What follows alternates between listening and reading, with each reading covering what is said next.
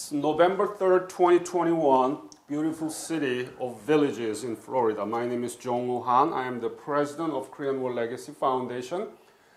My foundation has more than 1,500 interviews of Korean War veterans, not just the US, but also other countries that participated in the Korean War, 21 of them.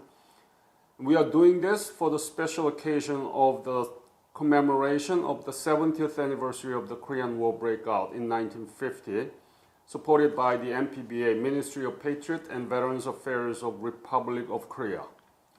Main goal is to preserve your memory because it's been already a long time ago, right? 1952. Exactly. And we are doing this to honor your service and sacrifice, but mostly we want to give this interview to teachers so that they can use it in the classroom when they talk about the Korean War in the context of Cold War. It's my great pleasure and honor to meet you, sir, and thank you for coming for the interview.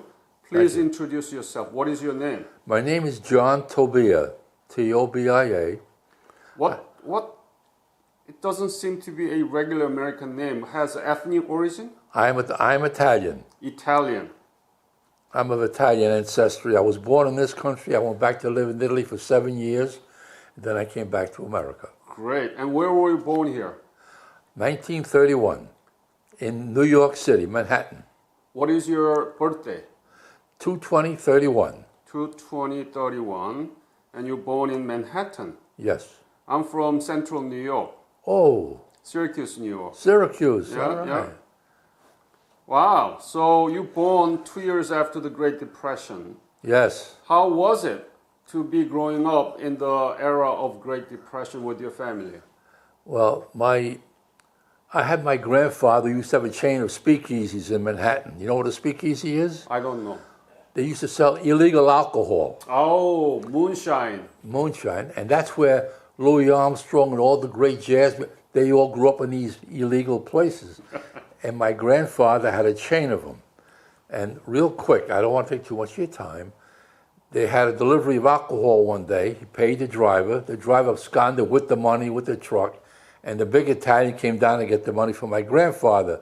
He said, hey, listen, I paid your driver yesterday.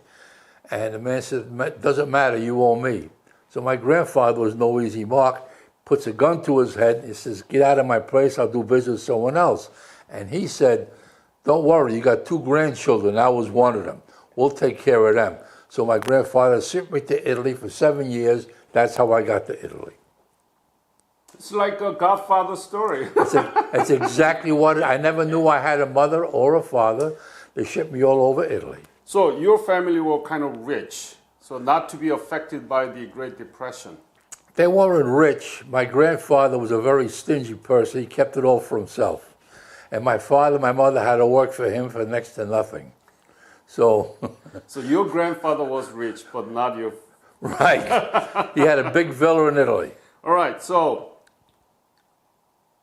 what school did you graduate, high school in Manhattan? High School of Commerce. Commerce? Commerce, C-O-M-M-E-R-C-E.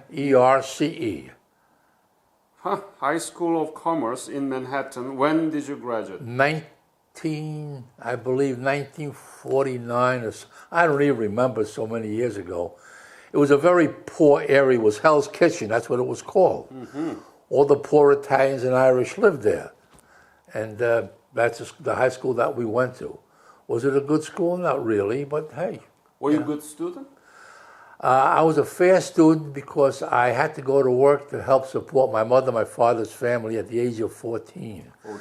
Never did homework. I went to school, I sat in the desk, and that's what I did. And I started out in the restaurant business at 14 years of age during the Second World War. And I used to take home between $70 and $75 a week as a busboy. I see. No working papers, nothing. I see. So everything illegal, but you... I'm just kidding. No, that's the truth. So, but here is the question. Did you learn anything about Korea from the school? I never knew Korea. I mean, until I got drafted into the Army. And I took my basic training at Camp Chaffee, Arkansas. Mm-hmm. And When were you drafted? 1952 or 50, the end of 51. And I was a very good basketball player. I see. And I was on a company basketball team in Camp Chaffee, Arkansas.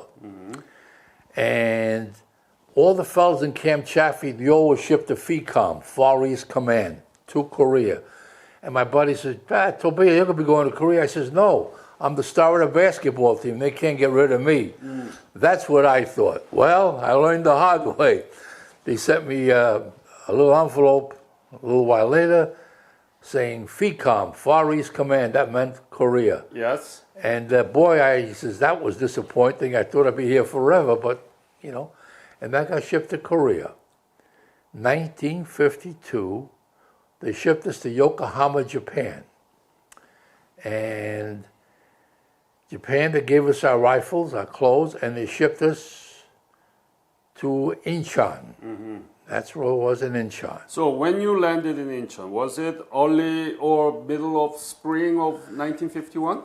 It was... No, 52. 52. It was the early part of spring, sir. The early part of spring, that's what it was. And from Incheon, where did you go? They put us on a truck, and they sent us up to, my company was on the line, 3rd Infantry Division. 3rd Infantry Division. 3rd.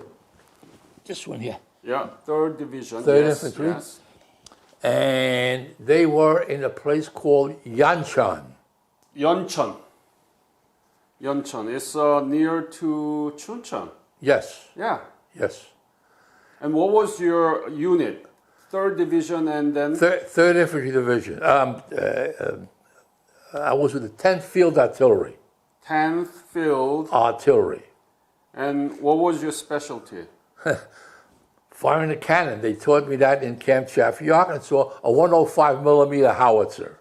That was my specialty. 105 millimeter howitzer. 105 millimeter. And so we were in a truck, a 2.5 ton truck. They dropped us off way back. He says, fellas, take this road up and you'll see your company up on the line. So we went up there. I forgot how many, maybe 9, 10 of us. I don't remember, sir. But anyway, we got up there, and the first thing I saw was 2 helicopters swooping down, and the sergeant was meeting us up there. And I said to him, Sergeant, what are these helicopters doing here? He says, we're taking out the dead and the wounded. I said, oh. And that was an eye-opener for me. That was reality setting in. You mean the American soldier who died? Yeah, dead American soldier and wounded, both. Two big helicopters. Yeah. And that was my introduction to my company. And what a welcome message. Huh? yeah, well, you know. Were you afraid when you see those? Yes. You're 19 years old. You've never been in the war. My family, very close, religious, Catholic family. And it was an eye-opener for me. It really was. And the rest, you know, as it went along. So it was in Yeoncheon. Yancheon. From Incheon, and you went up to the Yeoncheon through trucks. So you were able to see the Korea, right? Oh, yes. And Korean people. I saw part of Seoul was destroyed. There was nothing. I mean, So tell me this. You are in a very unique position to tell our young generation in the schools, comparing the Korea you saw in 1953, and do you know what Korea is now? No, I have never been back. But you know their economy and so on. Magnificent. So tell our young students compare it. What did you saw in 1952 and now, please? What I saw in 1952 was total destruction. Hardly any buildings standing up, bomb craters all over the place. It was devastation. It was unbelievable, the devastation that we saw, because the North Koreans were fighting down there at one point. And I was shocked because I said, my goodness gracious, I couldn't believe how much devastation there was there. And that was back in 1952. And I went back to rotate home through Seoul. I saw then already the building up of Seoul, putting little homes there. I saw them with farms. I've seen cabbage as big as I can't believe how big, and celery. And because in Korea, they fertilize their crop with human manure. Yeah. Okay? We used to call them honey buckets. They used to go to the bathroom in these honey buckets. Right? Smells honey, right? Oh, and then they would take the honey bucket and they would bring it to the honey cart.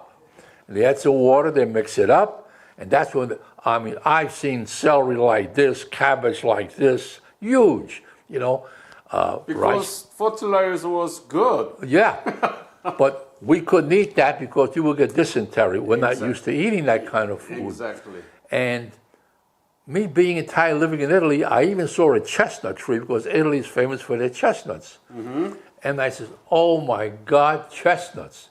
How we used to I have chestnuts home now. I love chestnuts, And it was quite an eye-opener, because I saw back then in 1953 that they would start to rebuild Seoul. Yeah. Seoul was a beautiful city at one time. It was nice, But anyway, we were there.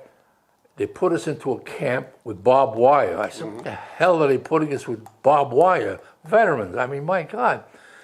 And then we found out, because all those guys that were up on the line fighting, we were able to get from some of the dead soldiers Russian guns, rifles, guns, Chinese swords, and we used to collect this and put it in our duffel bag.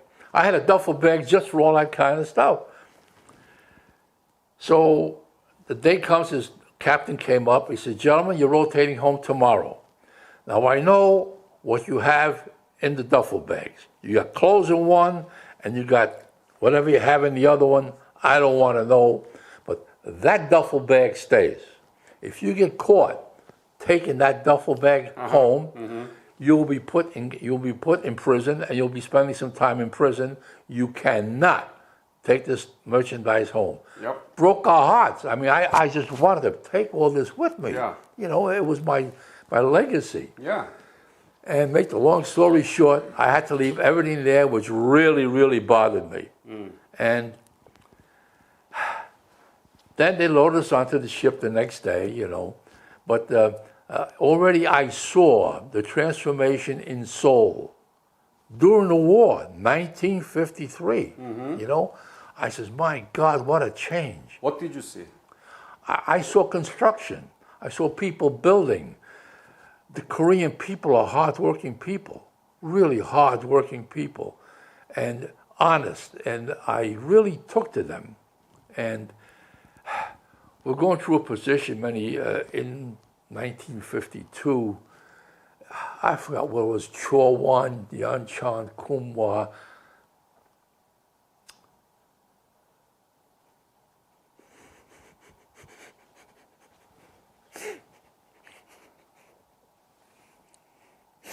Excuse me.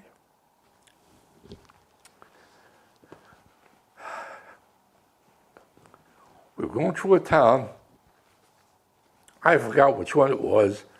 And there was a couple of buildings there.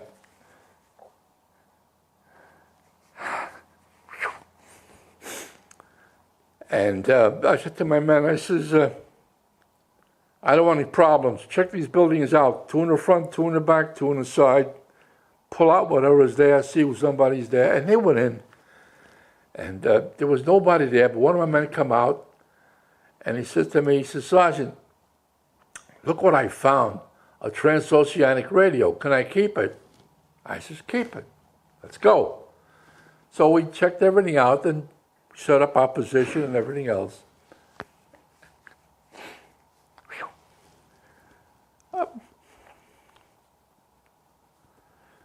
And what do we find?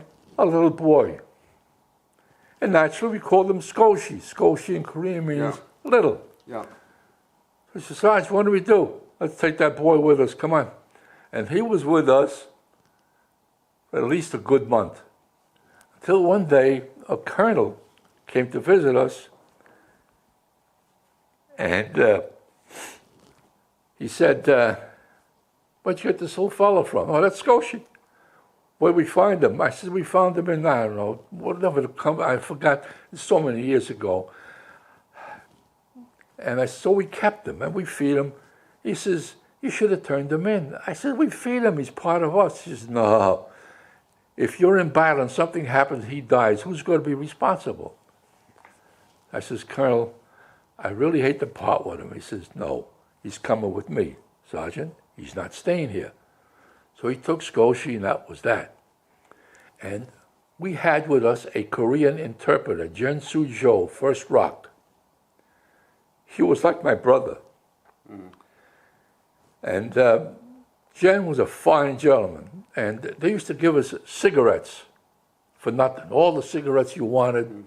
And me, I never smoked. I was a ball player, baseball player, and basketball player.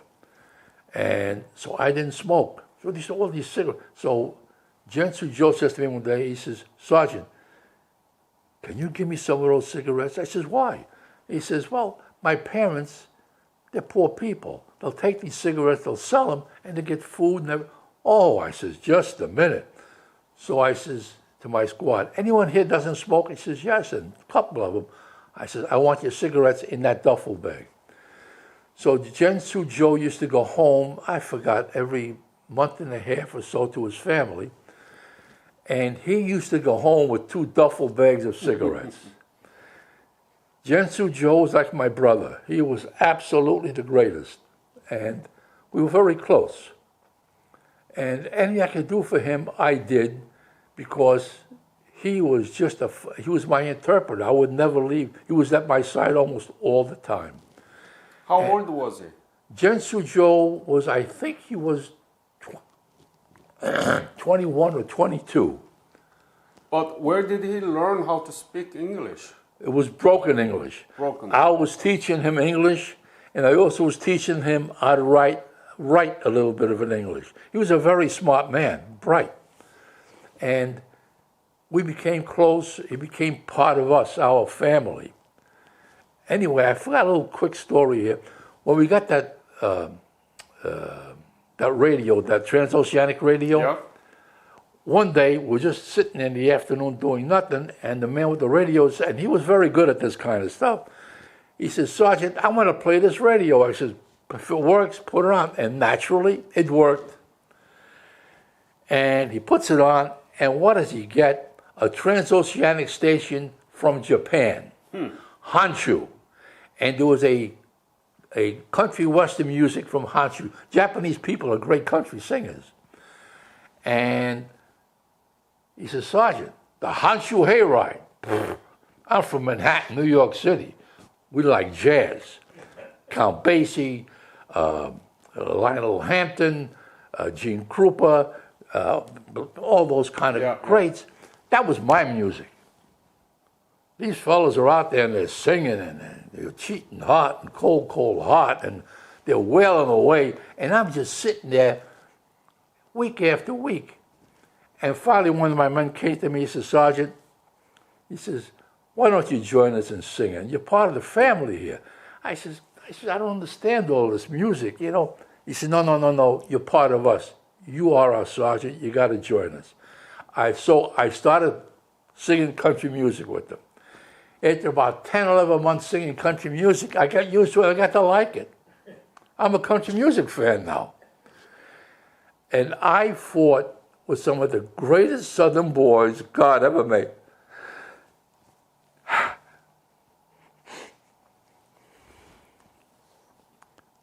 I'm sorry.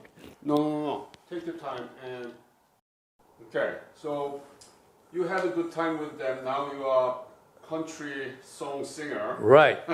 And I used to go to the Orange Blossom Opry not too far from here. They knew me. Used to call me New York John. That was my name. But was it in Yeoncheon or where were you at the time? No, oh God, no. Yeoncheon, Kumwa. So you found that small boy, Skoshi, Skoshi is Japanese, meaning little boy. Right, But you found him in Geumhwa area right, in the house, by himself. by himself. Yeah. So He- what happened to him? He went to orphanage? I don't know. The colonel picked him up and he said, I'll take it from here, Sergeant. He's my responsibility. I'll take him back where he'll be safe. That's the last we heard of him. All right. So let's go back to some more stories about your battle experience. Geumhwa was one of the most severe battle area, and you were in the artillery, so you were in the little bit of back portion of it. But tell me, how was the battle situation there? And It was very bad. You always knew how far the enemy was far from you, because when you have that tube lifted up high, you know you got some space between you and the enemy. right? When the tube comes down, Uh-huh.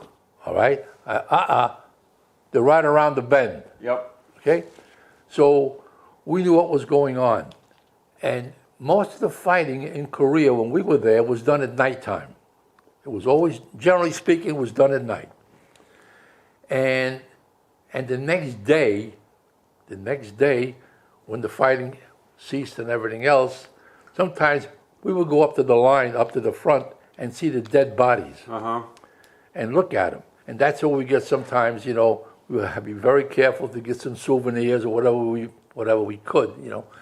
And you could tell more or less how many, not counting, but you could tell was many, sometimes hundreds of them that were dead, because they would throw everything at you. And while we were there, in Geumhwa, in Chowan, that was Yeah. White Horse Mountain, that Yeah. was a bad one. Bengma. Yeah. White Horse Mountain in Chowan. Okay, that was a bad one. So you were in the White Horse Mountain battle too. Oh yes, So- that's I was there, and we were put there in November of '52, 1952. We were put there in the winter near Christmas. It was the worst Christmas, the worst winter I've ever had. It was cold. Have you ever been to Korea, sir? Of course. Okay, good. I just want to be sure. The winters are severe. And when you're up there and you have a little bunker, we used to call them, Yeah. and we used to have little Yukon stoves. And I don't know where we got out there, from the truck, the gasoline, or whatever it was, and that's what we put in the Yukon stove. And we were all huddled around it. And sometimes in wintertime, rats would come in because they were cold too. They would come into the bunker. And it was not a pleasant surprise, pleasant sight. And it was kind of scary. And I'll never forget 1952, only because the severity of the weather and fighting the enemy. It was bad. And sometimes you had to go to the bathroom to have a bowel movement. It was so damn cold, you didn't want to put your pants down even. And the only time you went was when you really couldn't hold it anymore. You went, and then you picked your, in our helmets, we always had one very important thing: toilet paper Yeah. in our helmets. Guaranteed. And you wipe yourself as best you could, pull your pants up and back into the bunk or wherever it was. And I made the chaplain gave me a little Christmas tree. I was an altar boy. We're Catholics. And every once in a while he'd come up on the line in his Jeep. And he'd come up to my captain, he says, "Captain, we're going to have a mass today." And we put a white sheet over the Jeep, and we put some rocks on it so the white thing don't fly off. And we would serve mass. Those days the mass was in Latin. I knew Latin because I was Italian, you know, so no big deal. And he gave me this little Christmas tree. And I'm looking for something here that I want to show you on the Yeah. picture, if I can.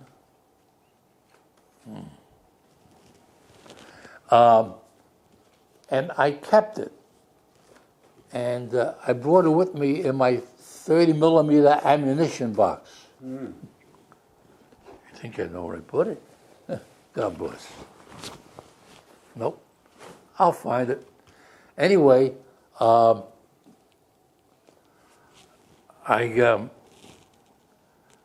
kept that in my 30 millimeter ammunition box, and I says, God, get me through chore one, and I swear to God, I will put you under every one of my Christmas trees the rest of my life if I make it out of here. I wasn't sure if I was leaving chore one, because there were, counterattacks, sending missiles over and all that kind of stuff, and some were kind of close. I lost my hearing, as you can see, a good part of it, and anyway, we made it through, and that was, I thought, was a bad one. Until we got to a place called Weejambu. Now, Weejambu was near the end, the beginning of the end. The North Koreans and the Chinese wanted as much territory as they could, so they were fighting for territory. Yep. So, in some of the battles that we fought in, we had the Puerto Rican 65th Infantry Regiments with us. We had the Canadian Royal Vendus with us. And sometimes we would have the Triple Nickel, the 555 reconnaissance team, when things really got bad. And when things really got bad, we would call I Corps to come and kind of help out a little bit. Yep. So I got to know these people pretty good. These Puerto Ricans are great fighters. The Royal Vendus from Canada, they were great.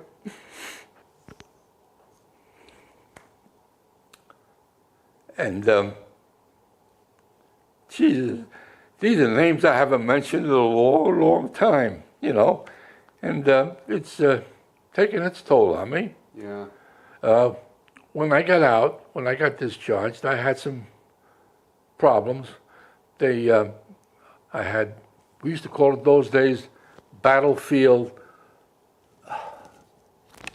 now they call it PTT, that's what PTSD. Okay, mine was called battlefield fatigue. Thank you, sir. Battle fatigue, and that's what I had. And I'll tell you, the best remedy for battlefield fatigue, it's family. If you have a warm family and they work with you and they discuss it, family is what got me through all of that kind of stuff. But anyway, before I left, the captain came over to me and he said, Sergeant, I want to promote you to a lieutenant. I want to give you a battlefield commission. I says, Captain, look, I'm not staying in the Army. When I go home, I'll be getting discharged. He says, are you crazy? He said, I'm sending you home a lieutenant, don't you? Nah, I got stripes. You want to take my stripes? Just get me home. I want to be out of here. Because you get to the point that you can only take so much. And then you crack up or things happen. I says, Captain, if you want to do me a favor, take me off the line. Confine me to my bunker. I got, another 20 days, whatever it is. I'll promote someone from within because I'm not in the best of shape mentally, truthfully. He says, I see where you're going, Sergeant. I will confine you to your bunker for the rest of your stay. And that's what happened. And then when the orders finally came in, the captain said, you sure you want to go home, Lieutenant? I said, Captain, no. Just get me home. I was finished. That was it. I was full. I was there almost through 12 months. 12 months. And then they rotated me home. So you left Korea in 1953? 53. What right. month? I believe, sir, it had to be in the spring, maybe. March? March, April, something like that. Yes, sir. Right. Yeah. So, you were in one of the most severe battle area. That's a triangle, iron triangle. Iron triangle, that's correct. And so it's the Choron and Geumhwa and Pyeonggang. That's my goodness, you survived in one piece. Thank God. Yep. I'm trying to find that little trinket that I want to show you. These are my dog tags. I'm sure you're familiar with what this is. Yep. Oh, can opener. And I lost 41 pounds in 12 months in Korea. I was 181 pounds when I got there. And when I came home, I was 140 pounds. And being Italian, you know, we eat pretty good. And my mother says, Giovanni, meaning John in Italian, what happened to you? I says, Ma, they don't serve ravioli in Korea.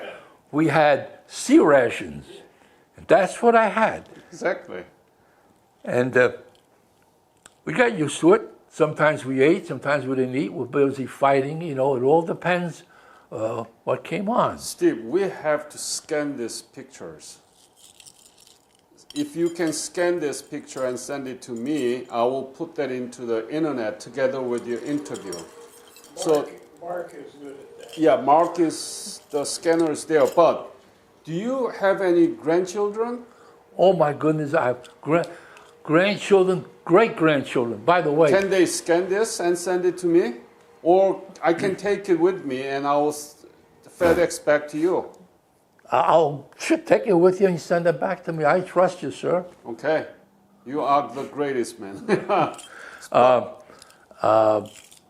What the heck? So anyway, I lost 41 pounds. Yeah. I was like a skeleton when I came home, but I was strong. Oh my God, was I strong. You know, and this is what happens in the war. And I says, Ma, all I ate was sea rations. Every once in a while, this is Jen Suzhou. Oh, hold it like that. Let me take a picture. And hold on. Look at it here. Yes. Okay, I might have some better ones.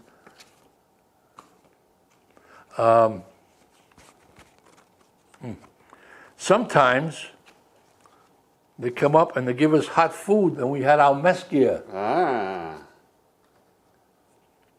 Not Italian.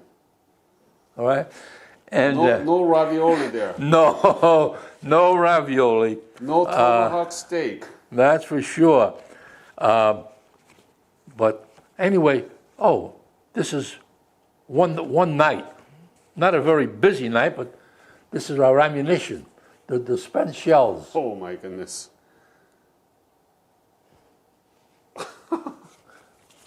Okay, sir? Yeah, but John, Yes. let me ask more questions. Sure, come on. So you never been back to Korea, right? After that, No. you know that Korean government has a program called Revisit Korea. No, I don't know. You don't know? No. They give you invitation and they pay almost everything. Really? Yeah, and for 7 days.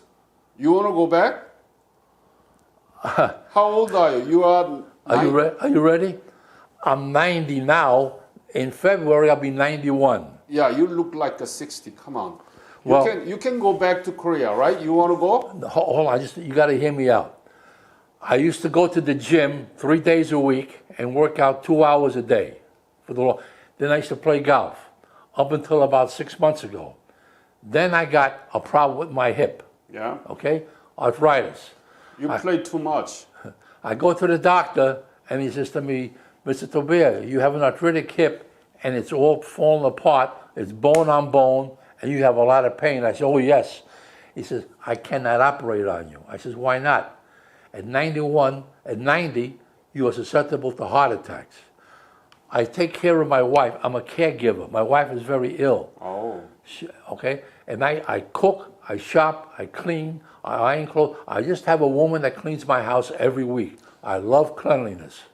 You're the best Italian man I never saw. Huh? Well, you know, I came from a family of 8, and I used to do some of these things when I was very You're a young. very faithful husband. Yeah. Just real quick, I supported my mother and father. My father never made a lot of money. That's why at 14 I became a busboy. I made At 14, I was bringing home $70 and $75 a week during the Second World War and supporting my family. I paid for 2 PhDs and a master's degree cash. I am poorly educated.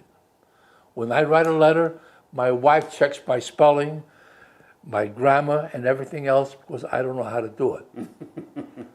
I only know how to make money. You didn't study in the high school in Manhattan, the Commerce High School. No, I didn't because I was always working. I didn't do my homework, and I know that, you know. Yeah, I love it. I love it. But I support, like I say, I have 2 PhDs and a master's degree in my family, and I love my brothers and sisters. I love them all, and my parents. We grew up very nice Catholic people. You are the backbone of your family. But let me ask this question. You know now that Korean economy, how big is it, right? Fantastic. They couldn't happen to nicer people. I love them all. I went to a wedding not too long ago, and there was 3 couples that were soldiers that married Korean ladies, and they found out that I was in the Korean War. They came a little bit later.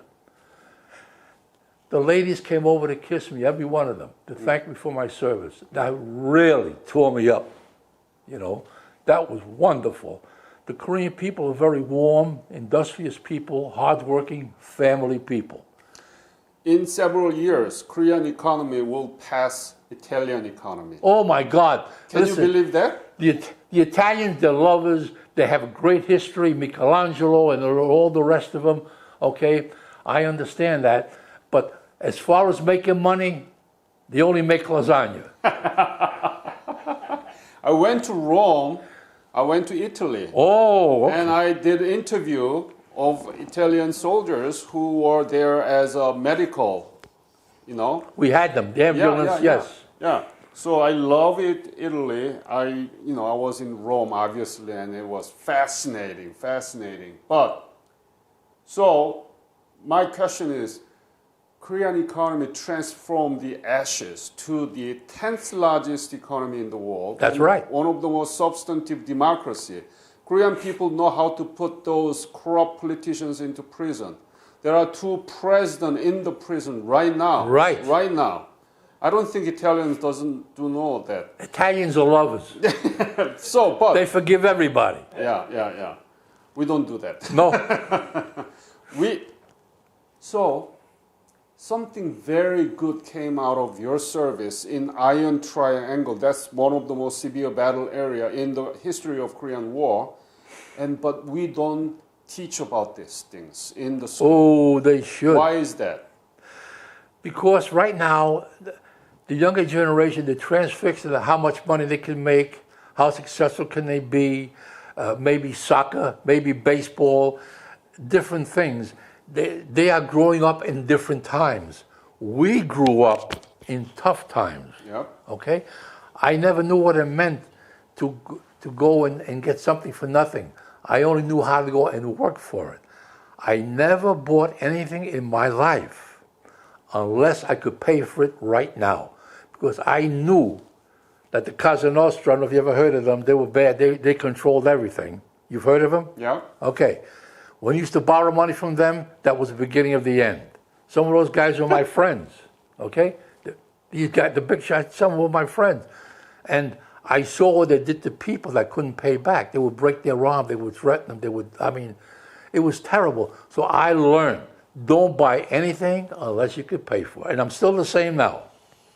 Still the same. I feel like I'm watching the series 1 of Godfather in the Manhattan. Some of the biggest names, Casa Nostra, I used to go sometime to their home. We used to be talking about baseball. So he says, hey, Giovanni, come to my house. My mother's making macaroni. We all ate macaroni those days. It's like a movie. Okay? Come to my house, we have macaroni. Tell your mother, hey, Ma, I'm going to Joe Bianco's house.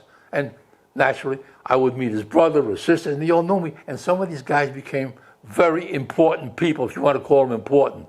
They're the low end.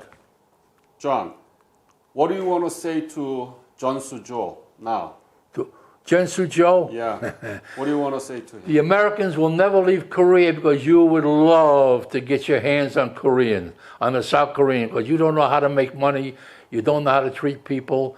They have a great economy, and you'll have to go in and just steal everything the way you do. You'll never be able to do it as long as the Koreans and the American soldiers will always be there to back them up. What about the 5-year-old boy that you found in Kumhwa area? What would you tell him? I love you very much, and I miss you, and I hope you are successful in life. And I'm sure you are. Living in Korea, you had to be successful. So he must be about like 70 years old now, 60 something, right? Yeah. Oh, I hope that you can make to go to Korea. See, I have a cane, I know. and I don't walk too good. I walk very slow. I know. But you know, can you keep in touch with me or something? Sure. Okay, and see, I would love to go to Korea. Yeah. I would love it. I'll give you my business card, and I'll talk to Steve and Carrie and Frank so that we can put the names of Korean War veterans who wants to go back to Korea, okay? Steve, don't forget about it. By the way, this is I won an honor flight. This is the pictures from honor flight. Yeah. Wonderful. Yeah, we had Korean Memorial. yeah. John, my foundation is working for that. Next year, there will be a wall of remembrance where the names of being killed will be inscribed in the park, and we are making curriculum book for that. Also, including DPAA, Defense POWMIA Accounting Agency, which identify the remains of soldiers, and then they deliver to the family to put the closure on their cases. We are making curriculum book for them, okay? Wow. And we're going to dedicate it in next July. That's Right. wonderful. Yep. I tell you, I have nothing but good feelings for the Korean people, and I feel sorry for the North Korean people. Yep. I feel sorry for them. Yep. They're slaves, you know. But I will give you my book, sir. Yep. And, That would be great. It's from the beginning, when I was in Camp Chaffee, Arkansas, to the ship that brought me to Yokohama, Japan. Did you take the pictures by yourself? No, someone took these pictures. I have a picture here of me crossing North Korea. Someone sent me a picture of it. Because I fought in North Korea. There's another one. Show it to the camera.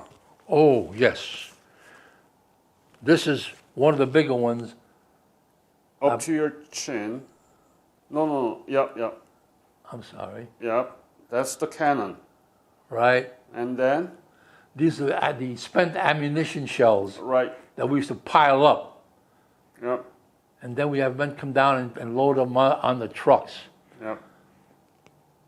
So, since you're going to give me that pictures to me, I will scan it and I'll return it to you Right. through FedEx, okay? This is me serving mass in Korea. Yep.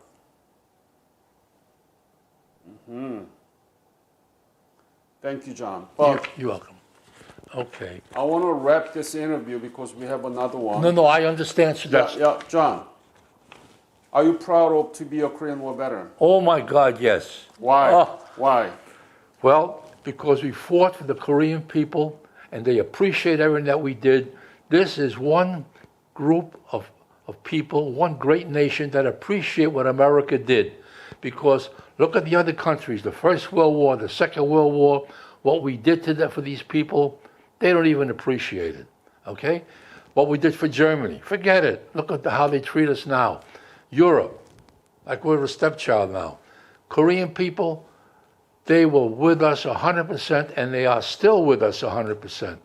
And I'm so proud to have served the Korean people and the United States of America.